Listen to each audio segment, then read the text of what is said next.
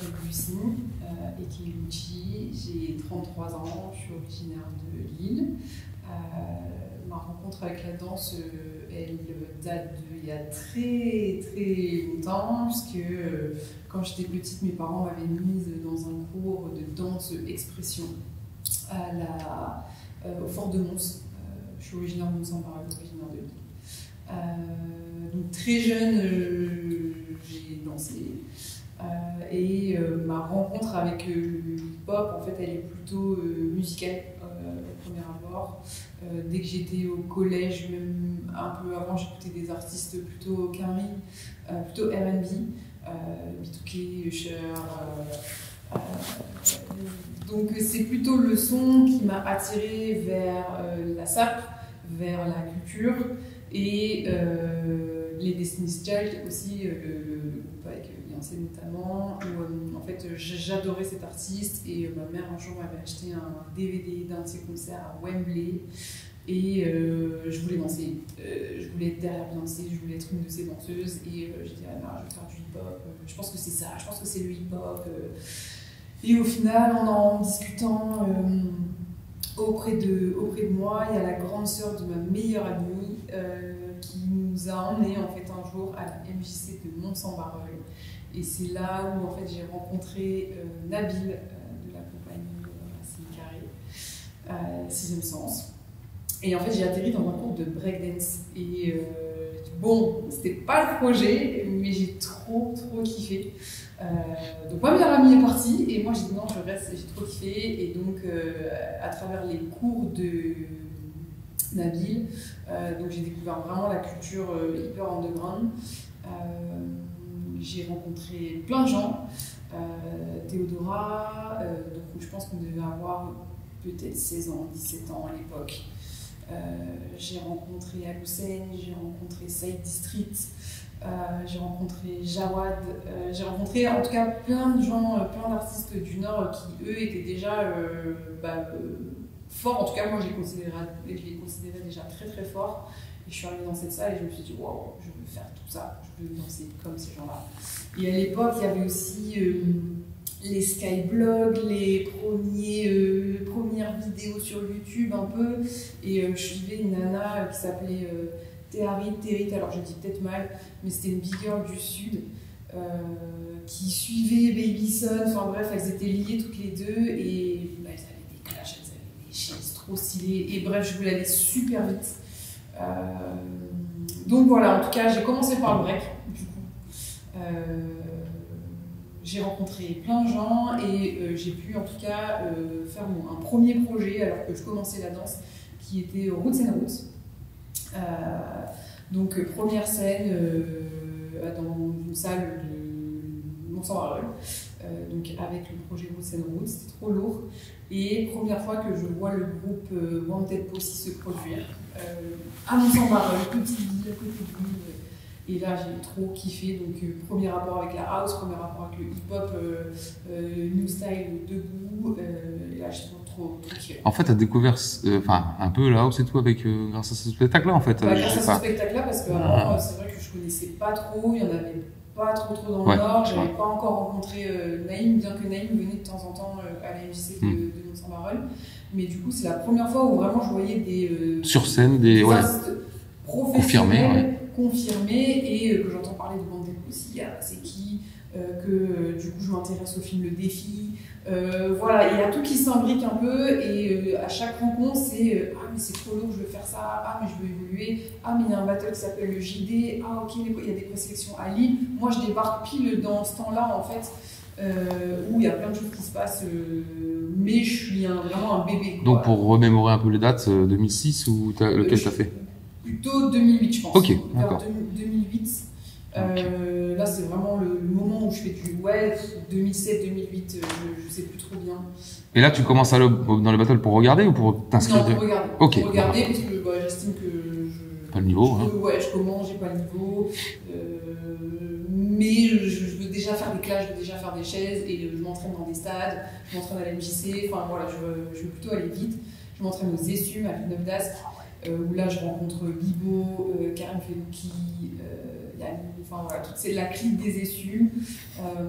Et au final, ça a été vite comme ça parce que j'ai fait des études.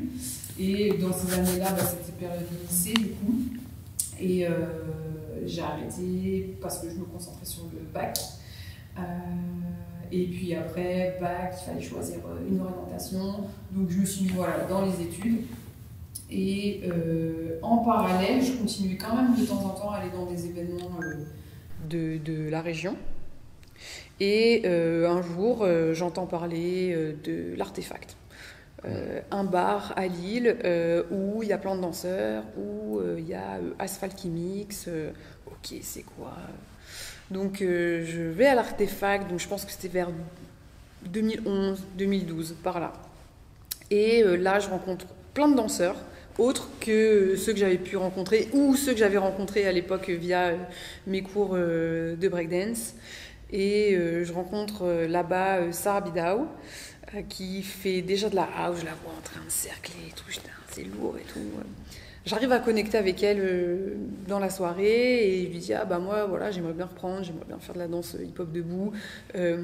Depuis il y avait eu le film Street Dancer. Okay. Et là je disais moi je vais faire des battles, je vais être une street dancer. et Sarah me dit mais moi je prends les cours de CCF dans la rue la danse. Ok, tac, dans la rue la danse. Viens si tu veux, c'est tel jour, etc. J'arrive dans la rue la danse, donc je pense 2012. Je découvre CCF, donc je décide de m'inscrire. Pendant 2 ans, je prends les cours avec CCF. Et de ces cours est né un groupe de danseuses, Flowers. Flowers, Flow A-L, petit jeu de mots. Groupe 100% féminin. Et donc, à travers ce cours, je rencontre... je crée des liens plus profonds avec Sarah. Je rencontre Armel, je rencontre Amina, qui pareil faisait du lock. Je rencontre Nance, je rencontre Linda. Et donc de ce cours en fait naît CCF. En fait il nous faisait des cours de base, de fondation, de petites routines, et à la fin du cours on faisait des freestyles. Et donc il nous a donné tous les codes un peu des battles, du milieu underground, et à travers ces freestyles là, on a connecté avec les filles et on s'est dit mais venez on fait un groupe, venez. En fait ça devenait au-delà du cours c'était les mardis soirs si je dis pas de bêtises, au-delà de ces cours-là on se voyait en dehors, etc. Voilà, il y a un noyau qui s'est créé et on s'est dit en fait les connexions elles sont tellement fortes que on a commencé à bouger en battle ensemble, on a commencé à faire des 2-2, puis des groupes, puis monter un show pour avoir quelques petites représentations. Delphine nous a rejoint plus tard dans le groupe. Donc voilà, donc en fait on va dire tourné ensemble pendant 2-3 ans où on représentait le groupe Flowers à travers des battles, à travers des représentations. Et après est venu les premiers déménagements, les premières naissances. Moi je continue en parallèle et les filles aussi le travail parce que vraiment pendant tout ce parcours de 2008 jusqu'à fin 2014, je suis en études, donc j'ai un master en affaires internationales et donc je dois dealer entre j'adore la danse et en même temps je continue les études parce que hyper important et je voulais pas me lancer, en tout cas quand j'étais plus jeune je me disais pas je veux être intermittente, je voulais un pied dedans, un pied dehors, mais des fois c'était un peu compliqué de dealer avec... on a des proches type Sarah, Théodora qui sont à fond dans la danse et qu'on voit grimper et nous on peut pas aller à tous les événements parce que c'est des concessions, parce que le week-end on doit se préparer parce qu'on a des choses à rendre pour l'école, etc. Donc voilà, toute cette période-là entre 2008 et 2015 j'étais dans la danse sans trop y être, mais voilà, c'était très, très cyclique, très up, très down. Donc en fait, en gros, là, donc avec Rotero, tu as eu accès à la scène, mais en tant que une danseuse, une compagnie, je veux dire, c'est pas des battles, quoi, tu as fait des shows. Non, en fait, dès que j'ai commencé, effectivement, j'ai fait cette scène-là, mais uniquement à Mont-Saint-Barreul. Alors je sais qu'il y avait des trips en Norvège, si je dis pas de bêtises, mais voilà, par rapport aux études, j'ai pas pu suivre le projet dans son entièreté. Donc j'ai fait cette scène-là. Et j'ai arrêté, et après c'est plutôt... Après t'es parti dans les battles du coup. Ouais voilà, en fait dès que j'ai commencé... Avec Florence, vous faisiez des spectacles ou vous faisiez que des battles? Battle et spectacle, les deux. Okay. Ouais, les deux, et en fait c'est dès que j'ai commencé les cours avec CCF, et il nous a vraiment donné les codes des battles justement, et dans la rue La Danse on en organisait quelques-uns, il y avait District qui en organisait on organisait quand même pas mal durant l'année. Donc on pouvait, même si on débutait, se jauger et puis apprendre. Hein. De toute façon, c'est en faisant qu'on apprend les codes et qu'on apprend à se connaître. Et tu faisais déjà des Battle Brahms de temps en temps ou pas? J'en avais fait, mais pas. Je pense que ça doit se compter sur les doigts d'une main. Parce que. Je sais pas, Roubaix c'était moins ma zone, on va dire, mais j'y allais quand même de temps en temps. Au début plus pour voir, et puis après quand on commence à être piqué, on se dit c'est un bon entraînement. En tout cas, exactement. Mais je l'ai pas connu très longtemps finalement. En fait, je pense que je suis arrivée sur la fin de l'organisation des Battle Brahms. Oui, après Flowers, qu'est-ce qu'il y a? Donc, il y a eu forcément, comme tout le monde a sa vie. Ouais, voilà, en fait, tout le monde a fait sa vie, donc on va dire que la dynamique, elle est redescendue un peu. Et moi, je suis partie à Paris 2 ans, donc 2015-2018, justement pour le travail. Et on pourrait se dire, j'ai déménagé sur Paris, donc ça a dû faire ça pour la danse. Et en fait, pas du tout. Sur Paris, je me suis vraiment concentrée sur ma carrière professionnelle de vie classique, on va dire. Donc moi, je suis chef de produit et acheteuse de métier. Et j'étais vraiment très focus sur ça. J'ai quand même fait quelques connexions, j'ai pu prendre quelques cours, notamment avec des OG de chez nous en France, hein, parce qu'on a la chance d'avoir encore nos OG, en tout cas en hip-hop. Et je me suis vraiment spécialisée là-dedans parce que j'avais plus d'appétence, en tout cas avec le son hip-hop, que du breakbeat par exemple. C'est pour ça que vraiment mon évolution en tant que danseuse, j'ai découvert le break, j'ai kiffé, mais en fait, vraiment, mon appétence majeure, elle est sur le hip-hop debout. C'est lié au son, c'est vraiment culturel, voilà. C'est ce qui t'a parlé, Ouais, c'est ça, j'écoute ça au quotidien et c'est ce qui me fait vibrer, c'est ce qui me fait danser, c'est ce qui me fait bouger la tête dès que j'écoute un son. Dès que j'écoute un son, ça m'inspire. Et l'inspiration, elle est plutôt debout que sur le sol, quoi. Donc voilà, donc en fait, expérience à Paris, où j'ai quand même fait quelques événements de danse, mais la scène parisienne, déjà, quand on parle d'il y a 10 ans, c'était déjà la bagarre, il y avait déjà un niveau de dingue, et du coup, moins à l'aise, tu sors d'un truc où tu étais en groupe, et donc la dynamique de groupe, elle te permet de gérer mieux ton stress, d'être plus à l'aise. Là, je me retrouve un peu dans un environnement hostile, tu connais pas trop les gens, la scène elle est différente, donc moins active. Et en fait, j'ai décidé de rentrer dans le Nord à un moment donné, pareil, lié au travail, lié à l'achat immobilier aussi, qui n'était pas possible sur Paris. Donc je rentre dans le Nord et puis en fait vient une opportunité qui s'offre à moi, école MM School qui recherche un professeur de danse hip-hop. Parce qu'en parallèle, même si je fais rien sur la scène entre guillemets, je continue de m'entraîner, pas de façon régulière, hebdomadaire, mais je continue. Je suis quand même dans mon mouvement, dans ma culture hip-hop, je reste là. Je continue à aller à des événements de danse, donc je reste quand même un peu connectée. Je postule en fait pour donner cours. Je me dis ça a peut-être du sens. J'ai pas arrêté. J'ai été entre guillemets à la bonne école dans la rue de la danse. CCF m'a donné plein de clés. Moi j'ai continué à me former un peu derrière. J'ai développé mon style, je pense. Donc je prends le cours. Ça se passe bien. Malembe, qui est directrice de l'association, m'embauche. Et en fait, je commence à donner cours, donc début 2022, fin septembre 2022. Je commence avec 6 élèves, puis 10, puis 15, puis 20, puis 25. Et en fait, le mouvement grossit et donner cours, ça me motive à m'entraîner plus. Ça me motive à être plus forte. Ça me motive à refaire des événements. Et entre ça, je reconnecte vachement avec des danseurs d'ici. Je fais une rencontre avec Léna, qui est une danseuse du Sud, mais qui maintenant habite à Lille. En parallèle, je m'entraînais aussi avec Mathieu Emitouti. Et en fait, ce truc, ça a été un cercle hyper vertueux où je donne cours. Je me réintègre à vous et je training à fond avec vous. Et en fait, depuis 2022, Je reprends un peu les événements, la régularité dans les trainings. 2023, je prends vraiment les battles plus sérieusement avec des objectifs.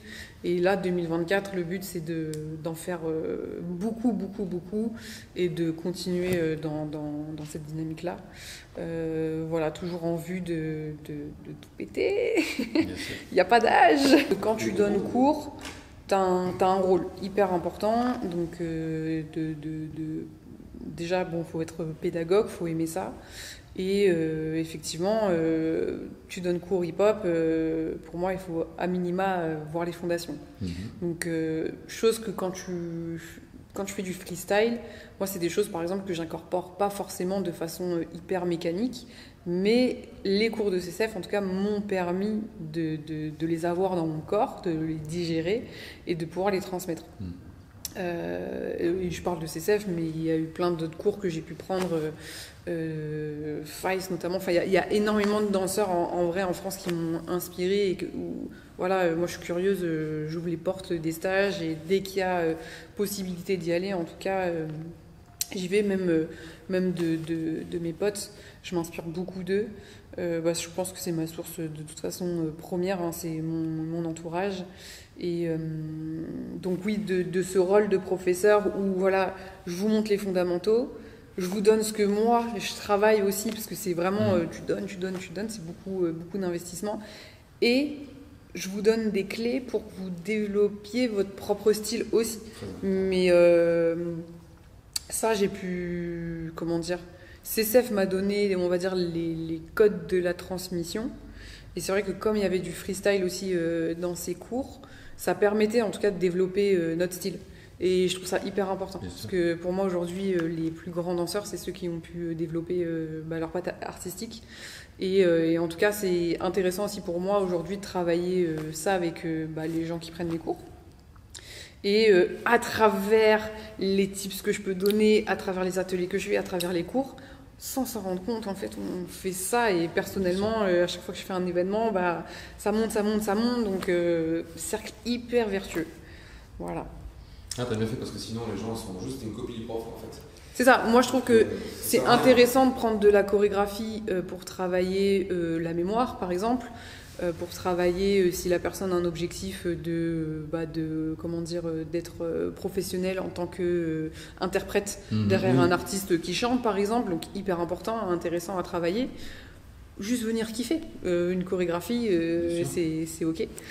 Et hyper important aussi de travailler l'univers freestyle pour se connaître en tant que danseur. Et pour moi, c'est deux exercices qui n'ont rien à voir. Le freestyle, c'est beaucoup plus deep. On est beaucoup plus connecté à soi-même et à ses émotions. Généralement, mes premiers cours de freestyle, des fois, il y a des petits pleurs parce que c'est vraiment une connexion à soi-même. C'est une connexion à ah non, je sais pas faire, j'ai pas de mouvement, donc à la confiance en soi, à l'estime de soi. Il y a beaucoup de choses qu'on travaille dans les ateliers freestyle et vraiment je trouve que le freestyle ça permet de se connaître en tant que danseur mais aussi en tant qu'humain. Voilà, donc ça c'est des choses que j'essaie de travailler à travers mes cours, mais vraiment je pense que si j'avais pas eu à un moment donné ce statut là, est-ce que j'aurais... t'aurais peut-être juste arrêté. J'aurais peut-être arrêté, tu vois. Ça un second souffle. C'est ça. Et puis en fait, il y a des gens qui comptent sur toi parce qu'en fait, eux, ils ont envie de progresser. Donc tu te dois... en tout cas, c'est ma vision, attention, mais c'est ma vision. Mais moi, je me suis dit, ok, Lucie... montre que t'es capable et puis c'est beau aussi de voilà tes élèves quand ils doivent passer des rounds, aller dans des événements et qu'ils soient fiers de toi, tu te dis t'as gagné quelque part, ils sont contents de prendre ton cours parce que à leurs yeux t'es quelqu'un et ouais voilà c'est ça valide quelque part le fait de teacher. Alors après je pense que tu peux être très bon dans l'univers des battles et très mauvais pédagogue et inversement. Tu peux être moins calibré dans l'univers des battles, moins fort et quand même donner des très bons tips. Donc c'est un ensemble. Hein. Voilà, juger un événement, c'est, je pense que quand tu commences, tu peux peut-être ne pas bien juger, mais avec l'expérience, Oui, bien sûr. tu comprends les codes de battle, tu comprends ton système de notation, t'en as qui notent sur 5, t'en as qui notent sur 10, t'en as qui notent sur 20, t'en as qui mettent des plus, des moins, qui mettent des notations. Donc tout ça, ça vient aussi avec l'expérience. Et ça, c'est comment toi aussi on a tous des appétences, on a tous, Bien il y a sûr. tous des mots, il y a des Tu vas mouvements. préférer lui ou lui parce qu'il va plus te parler. Parce que oui, après, C'est ça, t'en as qui jugent, vrai, ils ont des espèces de grilles, musicalité, groove, impact, puissance. Donc de toute façon, si t'es appelé à juger, c'est parce qu'on te fait confiance et voilà. Bien sûr.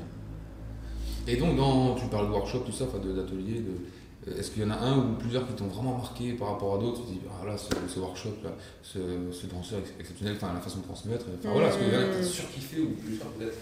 C'est qui t'ont plus marqué? J'en ai fait quand même pas mal dans ma petite carrière de danseuse. Il n'y en a pas un en particulier qui m'a bluffé, mais en tout cas, je vais surtout prendre des stages de gens que j'apprécie en termes de danse. Donc il y a beaucoup de choses que j'ai pu prendre en termes de conseils. Mais après, encore une fois, je me suis beaucoup inspirée de mes proches, donc dans leur façon de teach. Je me suis inspirée de Sarah qui a une approche hyper pédagogue, hyper solaire. Voilà. CCF, pareil, dans sa structure de cours, quand on prenait 1h30, c'était aller pendant 30 minutes, je vous donne du step. Pendant 30 minutes, on essaye d'associer ces steps-là. Et pendant les autres 30 minutes, on fait du freestyle. J'ai pu m'inspirer de gens qui donnaient des workshops sur des formats courts où on travaillait qu'un mouvement, mais de différentes façons. Donc en fait, il n'y a pas quelqu'un qui m'a marqué, mais en tout cas, j'ai pu m'inspirer de plein de gens que j'apprécie dans la danse et en faire un mix de tout ça et remixer à ma façon. Bien sûr, moi, t'as pris le meilleur. Ouais, voilà. De chaque... Voilà, mais en soi, en fait, là, il y a plein de noms qui me viennent en tête. Les workshops de Emitouti, les workshops de Mamson, j'ai déjà pris, Naïm, Faiz, Yuxon, Joseph Go, Laura Nallard et plus récemment. Donc voilà, je suis hyper curieuse et dès qu'il y a des événements, en tout cas, même des workshops de gens qui font de la chorégraphie, donc a priori pas mon univers parce que moi je préfère vraiment l'univers freestyle underground, donc je préfère aller prendre des cours qui vont me servir, on pourrait penser qu'ils vont me servir pour ça, mais en fait prendre de la chorégraphie, c'est aussi découvrir des autres timings, des autres mouvements, des autres façons d'enseigner, parce que quand tu prends des cours de choré, le rythme il est hyper intense. Tu as des chorégraphes de Paris qui te teachent des 30-42 secondes de choré en 30 minutes et tu dois suivre. Donc c'est bien, moi je touche à tout et je prends ce qui me parle. Il y a plein de choses qui me parlent pas, je prends pas, mais c'est plutôt ça ma philosophie en tout cas dans la danse.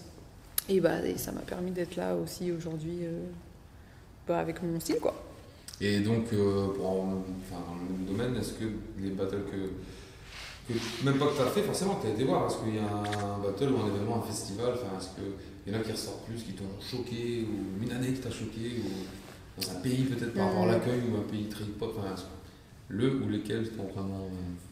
Alors en termes de référence battle, pour moi le plus gros et celui dont je pense tout danseur rêve de faire, c'est le JD. Le JD à Bercy en plus 2025, là ils l'ont annoncé, ce sera à Bercy, donc c'est trop lourd. Donc ça, ouais, je kifferais un jour dans ma vie pouvoir me dire j'ai fait cette scène-là. C'est un peu la scène que j'ai découverte quand j'ai commencé. Les premiers événements, en tout cas gros événements internationaux, quand j'étais à Bercy, j'ai dit mais il se passe un truc en fait. Voilà, quand t'es gamine, que t'aimes le son, que tu kiffes la culture à travers des films, et puis que là tu te rends dans un événement comme le JD à Bercy avec tous ces danseurs qui viennent de partout. Tu te dis je veux en être, moi aussi je veux participer. Donc ouais, ça j'avoue que ça reste un goal dans ma vie. Après si on pense plus international, J'ai plus une culture, on va dire, européenne. Ce qui se passe un peu en Asie, j'avoue que je m'y connais pas trop, pareil aux États-Unis. Mais ce que j'aimerais bien en tout cas faire, c'est le Summer Dance Forever. Donc c'est un festival qui a lieu tous les étés à Amsterdam. Et donc il y a une catégorie 1-1 hip-hop. Et c'est vrai que si tu tapes un Summer Dance, c'est que vraiment t'as le niveau, quoi. T'as le niveau, t'es quelqu'un et t'es visible. T'es visible et je pense que le Summer Dance t'ouvre quand même pas mal d'opportunités. T'es visible, donc ceux qui vont aimer ce que tu fais, en tout cas, je pense que ça peut ouvrir vachement de portes. Ouais, ça peut être un tremplin. Ça peut être un tremplin dans une carrière et la salle est belle. Les DJ invités, généralement, c'est du lourd. Les jurys, c'est du lourd. C'est toujours au même endroit? C'est toujours au même endroit. C'est au Paradiso, à Amsterdam, dans le centre d'Amsterdam. C'est un battle high level, en fait. Donc, si tu y es, c'est que vraiment, pour moi, c'est le cheminement d'un long parcours. C'est sur une journée ou plusieurs jours? C'est sur une semaine. Oh. Ouais, c'est sur une semaine. Tu as les présélections dans la semaine, les gros battles. Ouais, il y a des workshops associés. Généralement, les workshops, c'est les jurys qui les donnent sur toute la semaine. Et ouais, cet événement-là, je ne l'ai jamais fait parce que je me suis toujours dit que j'avais pas le niveau. Et là, l'objectif, c'est justement d'y aller et d'essayer de représenter le Nord. Et t'as déjà été en tant que spectatrice ou non? Je suis pas allée en tant que spectatrice tous les ans. Je suis comme ça devant ma télé parce qu'il y a les lives. Mais par contre, ils font une édition House Dance Forever qui a lieu en février. Et avant, c'était associé au JD, justement, aux sélections néerlandaises. Et donc, je suis déjà allée au House Dance Forever. Et là, ouais, l'objectif, c'est que l'année prochaine, j'y sois. Et pareil, en fait, les sélections, c'est souvent la semaine. Tu travailles, donc il faut poser des jours. Encore une fois, tu deals avec et ta carrière professionnelle de vie classique et ton envie de tout péter dans un autre milieu qui devient professionnel pour moi aussi. Donc voilà, parfois tu es invité à donner des workshops, tu es invité à juger des événements, alors à ma petite échelle, mais ça commence à prendre et du coup, des fois tu dois travailler sur un projet, tu poses une journée, voilà, tu es vraiment un pied dedans, un pied dehors. Je kiffe ça parce qu'au moins, quand ça va pas au niveau boulot classique, j'ai un échappatoire et vice versa en fait. T'es pas emprisonné non plus dans la danse, tu peux pas. Oui, si je suis en finale et que je gagne pas mon battle, c'est pas grave. Enfin voilà, et je sais qu'il y en a qui vont prendre les choses hyper à cœur. Alors je dis pas que je prends pas les choses à cœur, au contraire, parce que le temps que j'investis en dehors de mon travail, c'est du temps que j'ai pas pour profiter avec ma famille, avec mes proches. C'est aussi des concessions, vouloir progresser.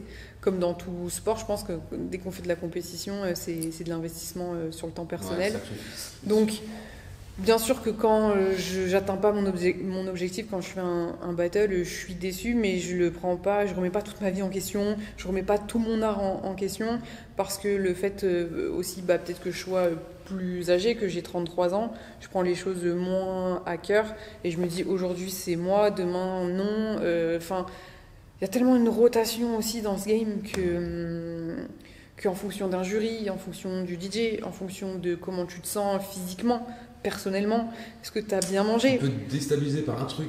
On reste des sportifs et en même temps on est des artistes, donc il y a tellement de choses qui jouent dans une journée que le fait d'avoir un pied dedans, un pied dehors, tu relativises vachement et tu prends un peu moins les choses à cœur. D'accord. Donc ouais, toi, ton choix, ta préférence, si par exemple je te dis voilà, faire un spectacle avec des copines, remonter un groupe et faire de la scène et des spectacles, ou faire des battles en solo ou en équipe, tu préfères le monde des battles que le monde des spectacles? C'est différent, mais c'est différent. Aujourd'hui, mon objectif, il est vraiment de faire évoluer mes élèves. En tout cas, s'il y a un axe de groupe, c'est plutôt vers ça que j'irai. Et personnellement, voilà, c'est de continuer mes objectifs perso dans les battles, donc continuer mon cheminement. On verra où ça nous mène. Et après, je suis pas contre l'idée de reformer quelque chose et faire de l'artistique en groupe, mais sur des projets, Court, Ouais, court, voilà, oui. pas sur de la créa, pas sur, une des, grosse tournée, pas sur de la tournée, sauf si c'est pour vraiment quelque chose de concret et quelque chose. Aujourd'hui, j'ai un certain confort hein, quand tu travailles et quand t'es salarié, c'est vrai que tu as un salaire qui tombe à la fin du mois, donc c'est hyper confortable et j'ai beaucoup d'amis qui sont intermittents et que je respecte beaucoup parce qu'effectivement l'intermittence c'est quand même une sacrée fight. Il faut se battre pour ses heures, donc quand t'as les plans c'est magnifique et je trouve ça trop beau de pouvoir vivre de sa passion. Et malheureusement, quand t'as pas les plans et que tu dois accepter des choses qui sont pas forcément en phase avec, avec toi, en fait, hyper compliqué. Donc moi, on va dire que chaque parcours de toute façon est différent, chacun a son timing. En tout cas, pour l'instant, mon équilibre, il est je travaille, je donne des cours et j'essaye de personnellement aussi me tirer dans l'univers des battles. Ça peut évoluer ou pas, j'en sais rien. Si tu danses pour Beyoncé, là tu vas signer pas pour un an avec Beyoncé. Ouais, alors après Beyoncé et ses artistes, je pense en tant que femme blanche, ce serait compliqué. Elle prend plutôt des artistes afro-américains, ce que je conçois tout à fait. Mais du coup, ce serait Beyoncé, si tu vois cette vidéo, prends-moi. Et encore, tu vois, je pense que je sais même pas si aujourd'hui ça m'intéresserait, tu vois. Je pense que briller par soi-même et être vu et reconnu en tant qu'artiste danseur et que les gens par exemple viennent à tes cours ou tes workshops parce que ouais Lucci elle a une patte artistique et j'ai envie de juste kiffer 1h30 et de voilà briller dans les événements de danse et être reconnu pour ton art, il est plutôt là mon objectif que d'être derrière un artiste. Mais voilà, ça évolue tellement en fait en fonction de ta carrière en fait.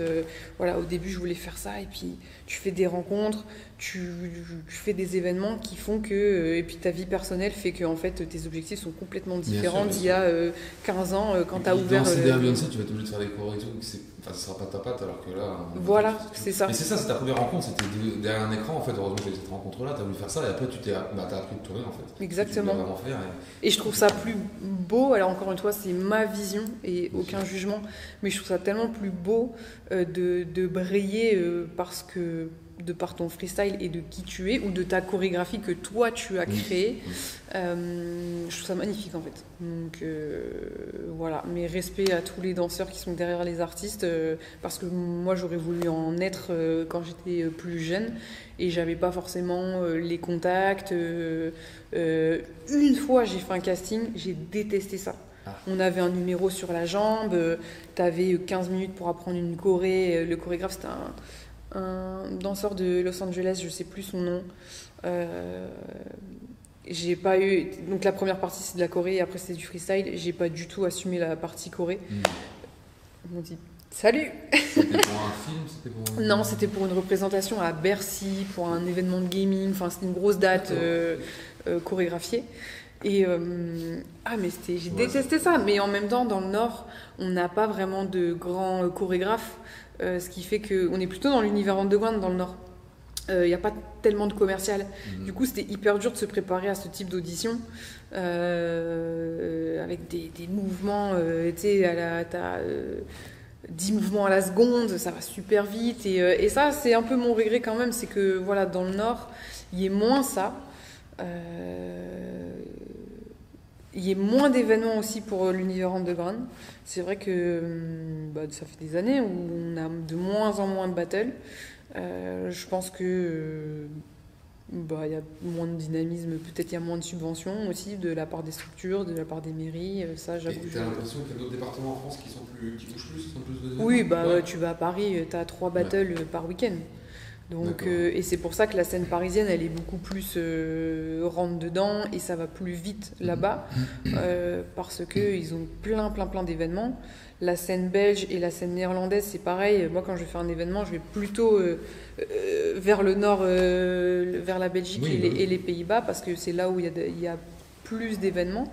Mais c'est vrai qu'à Lille, tu as 1, 2, 3 événements grand max par an. Donc en fait, quand tu commences Aujourd'hui, c'est hyper compliqué. Moi, quand j'ai commencé, il y avait quand même les Battle District, il y avait les Bad Dogs qui organisaient leur événement. Il y avait les Battle Raw aussi, organisés par Rachid et Flight. Donc il y avait quand même beaucoup de all-style, il y avait des battles hip-hop, il y avait les battles Brahms. Voilà, moi en tout cas quand j'ai commencé, il y en avait beaucoup plus dans l'année. Ouais, maintenant t'es obligé d'avoir une voiture ou de bouger un. Ouais, c'est ça. Bus, Nous on a co-organisé le battle de Flow justement avec Flowers. Donc au-delà de faire des événements de danse, des battles, des shows, on a aussi créé notre propre événement en collaboration avec le Flow. Ça s'est hyper bien passé, c'était en 2019. Et donc créer un événement, c'est rien à voir. C'est du taf, t'es un peu chef de projet d'un événement. J'ai kiffé mettre en idée le Bat de Flow, parce que c'était un événement à notre image, à l'image du groupe Flowers, donc 100% féminin, DJ féminin, jury féminin, speaker féminin, c'était Naïma. Qui a rejoint Flowers aussi des années plus tard. Donc le concept était cool. Alors tout le monde pouvait le faire. Ouais. C'était ouvert à tout le monde. On avait 4 catégories et en fait après il y a eu le Covid. Donc on n'a pas reconduit l'événement et puis après la dynamique elle s'est complètement et en fait depuis le Covid dans le Nord j'ai l'impression que ça a peut-être donné une claque un peu à tout. Là aujourd'hui dans le Nord il y a la team des Okokujin avec Dans la rue la danse qui organise le Get Ready for the Next Battle. T'as Dans la rue la danse qui organise de temps en temps des petits événements. T'as Léna et Mathieu qui organisent Le temps que tu danses en collab avec le Flow. Mais c'est tout et c'est dommage parce que du coup les jeunes générations elles peuvent plus s'entraîner. Nous on peut plus se montrer aussi et performer. Donc je pense qu'il y a un manque. C'est justement toi qui enseignes à des jeunes, peut-être qu'il y en a qui vont vouloir faire. C'est ça. Moi, à travers mes classes, j'essaye de leur expliquer mon parcours et de dire que à travers les cours, vous allez certainement faire des connexions et j'essaye d'en tirer, en tout cas dans le milieu hyper underground, pour créer des groupes, se motiver à aller faire des événements ensemble. Pourquoi pas vraiment s'intéresser aussi à l'organisation d'événements. Et ça, c'est dur aujourd'hui, je trouve, parce que, moi en tout cas, c'est le constat que je fais, c'est que sur une classe, t'en as peut-être 10% qui vont être vraiment chauds et qui vont vouloir taper des événements. Et après, moi je donne cours à des adultes aussi, attention, donc qui ont des vies professionnelles, qui n'ont pas forcément d'objectif de tout péter et qui prennent juste des cours pour se défouler parce qu'ils aiment bien la musique hip-hop. Mais il y a quand même un truc qui se perd, c'est qu'aujourd'hui, en fait, les gens ils s'intéressent pas à la culture hip-hop, pas qu'à la danse en fait. C'est-à-dire que par exemple, on va parler de l'affaire P. Diddy là. Il y en a plein qui vont pas forcément être au courant. T'en as pas. Il y en a ils ont même pas regardé les films sur les affaires Tupac, sur les affaires Biggie, tu vois. T'en as qui vont pas s'intéresser à aller à New York, tu vois. La culture, elle est quand même assez jeune, elle a 50 ans. Et je trouve que dans les générations qui sont aujourd'hui, et je parle pas forcément d'âge quand je dis génération, mais dans les gens qui s'intéressent à la danse hip-hop, il n'y a pas d'intérêt à tout l'univers hip-hop, qu'il soit musical, grave, exactement, tu vois, et ça vit pas hip-hop. Moi, je me lève, je mets du son hip-hop, peu importe si c'est du rap un peu plus commercial, je vais mettre du R&B, j'adore ça. Moi, mon truc, c'est vraiment ce que j'écoute au quotidien, ça va être du Drake, du Summer Walker, du Party Next Door. Donc on est loin du hip-hop comme on pourrait l'entendre, mais pour moi, ça fait partie du microcosme hip-hop. Et aujourd'hui, je demandais à des gens, mais tu écoutes du hip-hop ? Bah non. Et en fait, rien que ça. Écouter du rap, de la radio, du machin, mais tu vois, je pense aux événements Rap Contender, tu vois, ça fait partie de la culture. Et en fait, pour moi. Et puis maintenant, il y a plein de documentaires accessibles sur Netflix, Hip Hop Evolution, des séries. Si tu peux t'intéresser, c'est facile de voir un documentaire sur Notorious B.I.G. Et en fait. Il y en a acheté, il y en a regardé, mais tu peux quand même bien sûr. approfondir les choses et par toi-même voir des youtubeurs qui vont en parler mieux, etc.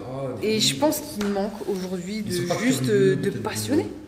Tu vois, de juste la passion de ok, je fais partie d'un mouvement, parce que je prends des cours de danse, je fais partie d'un mouvement, bah, je m'y intéresse. Qui sont les OG? Qui sont les OG déjà du Nord?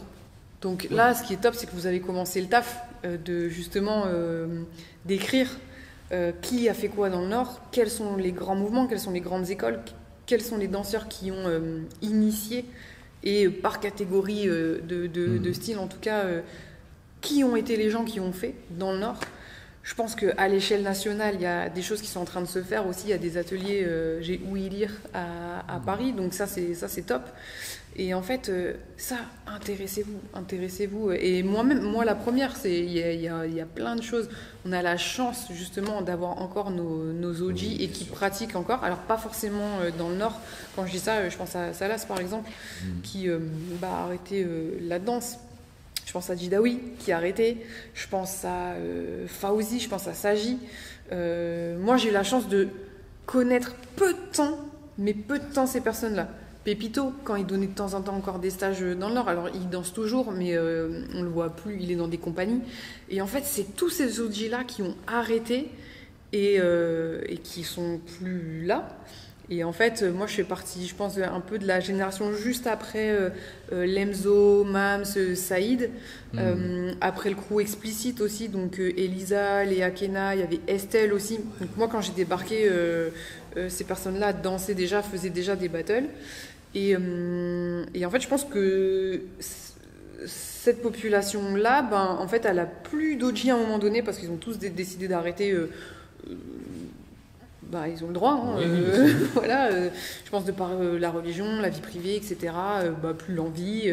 Il y en a aussi qui ont été dégoûtés du mouvement hip-hop, hein, ça se peut. Mais en tout cas, dans le Nord, il y a eu des gens quand même qui ont fait des choses. Pépito, Jidawi, Salas, ils ont tapé des JD, ils ont fait des trucs incroyables. Et je suis sûre que, aujourd'hui, tu parles de ces acteurs-là à certains danseurs qui commencent, ils ne savent pas. Et donc, du coup, je trouve ça hyper bien, tout ce travail qui a été fait par toi et puis Amaury sur l'exposition, notamment parce que... Mais tu vois, est-ce que les gens s'y intéressent vraiment? Est-ce qu'ils ont envie de savoir qui est qui? Moi, j'essaye en tout cas dans mes classes d'instruire, mais après, je peux pas faire le taf non plus à la place des gens. Il faut qu'ils s'intéressent. Moi, si je connais autant de monde, c'est parce que je me suis rendue dans plein d'événements, dans plein de classes, j'ai discuté, voilà. Et aujourd'hui, tu as beaucoup de gens qui se rendent juste dans une classe et puis ça s'arrête là. Et puis après, je pense qu'il manque plein de choses. Aujourd'hui, à Lille. Ils vont comme si tu vas au club de karaté du coin ou du ping-pong. Ouais, c'est ça. Alors que, avant l'époque, tu transpires. Et c'est aussi ok, tu vois. Enfin, je veux dire, moi, ça me dérange pas d'enseigner à des personnes qui veulent juste s'amuser. Mais par contre, ce qui manque aujourd'hui, c'est vraiment des gens et qui vont prendre la relève. Là, je trouve qu'il y a des styles qui sont en train de s'éteindre parce qu'il y a moins de cours, tu vois. Donc il y a des gens qui font le taf, hein. Attention, Mams il donne cours à Roubaix, en hip-hop il y a Yacine qui donne cours à Roubaix, à Tourcoing, il y a Claire aussi qui est pas mal actif. Moi là depuis 2 ans et demi, pareil, j'essaie de reprendre les flambeaux et de me dire ok, on a aussi une responsabilité.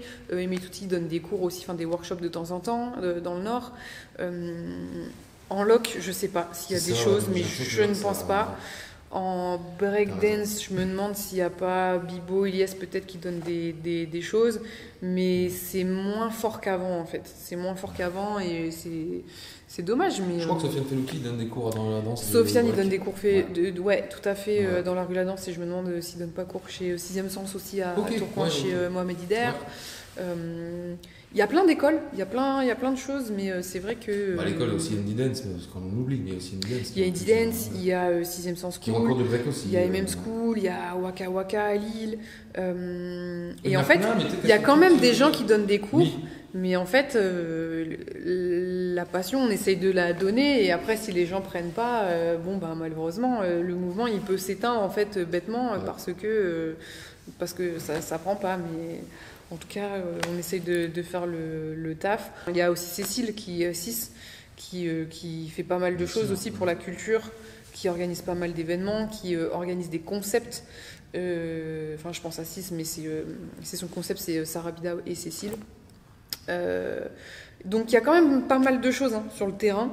Et après, c'est qu'est-ce que la jeunesse, et encore une fois, je parle pas d'âge, mais les jeunes dans la danse font en les élèves d'aujourd'hui. Les élèves d'aujourd'hui, ceux qui s'intéressent à la culture, qu'est-ce que vous faites de tout ce qu'on est en train de vous donner? Il y a plein de trucs à faire. Mot de la fin, je dirais vraiment l'expression trust the process, c'est réel. Et quand tu t'entraînes, tu progresses. C'est genre mathématique. Donc faut juste croire en soi et se mettre un peu de discipline. Et la danse, c'est pas facile. C'est pas facile. Je pense qu'il y a beaucoup de gens qui ont des struggles de ouais, mais là je me sens pas bien, là je suis pas en phase avec ma danse, j'ai l'impression de faire tout le temps la même chose, ceci, cela. Et moi, ce que j'ai tendance à dire, c'est que, et avec ces années d'expérience, même si elles ont été comme ça, c'est que justement c'est cyclique. La danse, c'est comme la vie. Il y a des moments où tu tournes en rond, t'as l'impression de pas avancer. Il y a des moments c'est ça. Oui, mais en fait, je pense que c'est Foued qui te menace qui m'avait dit ça à l'époque, quand je commençais le freestyle et que je savais pas quoi faire, que je me sentais bloquée, j'avais pas d'inspiration. Il m'avait dit, tu sais, Lucci, ça c'est des moments hyper clés, parce que c'est pile dans ces moments-là que tu vas commencer à te creuser les méninges et à développer d'autres choses qui vont faire que tu vas commencer à te réamuser, et à développer des choses et à kiffer. Et après, là, tu vas être dans un down. Ah je fais tout le temps la même chose, machin. Ok, là tu vas te prendre la tête. Ok, qu'est-ce que je peux faire pour débloquer ça? Ok, tu continues, tu vas prendre des stages et tu vas prendre des infos qui vont te réalimenter, machin, down, monter, down. Et en fait, si j'ai un mot à dire, c'est que c'est normal. Je pense qu'on y est tous passés et on y passera encore tous. Et voilà, juste trust the process et les artistes, c'est fort, c'est trop. Non mais en vrai, j'aime trop être artiste, j'aime trop. Je trouve qu'on a un truc en plus. Les valeurs du hip-hop, elles sont incroyables.